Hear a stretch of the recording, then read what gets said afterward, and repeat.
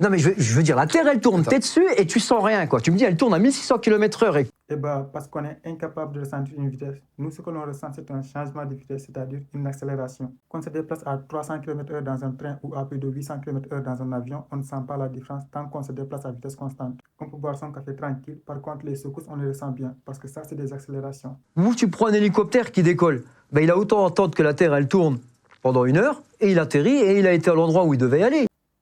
Qu'on ait toujours les pieds sur terre ou pas, on continue toujours à se déplacer à la même vitesse. C'est tout simplement la première loi de Newton. L'inertie se conserve. Et la Terre et tout ce qui l'enveloppe se déplace à la même vitesse de rotation. Par contre, cet effet de la rotation est bien utilisé. C'est pour ça, par exemple, que la plupart des bases de lancement se trouvent au niveau de l'équateur.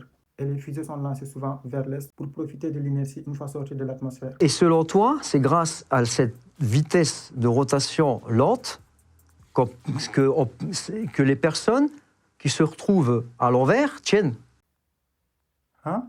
sur le sol. Non, et que la mer elle tient sur le et que la mer elle tient. C'est la gravité. Ouais, mais la gravité, ça peut la force tu vois.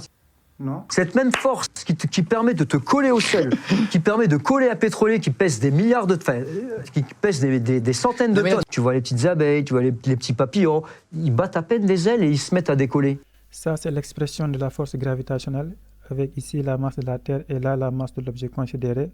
Donc, plus la masse de l'objet est faible, plus la force d'attraction sera faible aussi. Donc, un papillon va décoller plus facilement qu'un cygne. Plus on est lourd, plus on a besoin d'énergie pour s'extirper de l'attraction gravitationnelle. C'est pas comme ça, il faut juste que tu réfléchisses. Tu te renseignes comment en fait? Je suis pas devenu platiste comme ça.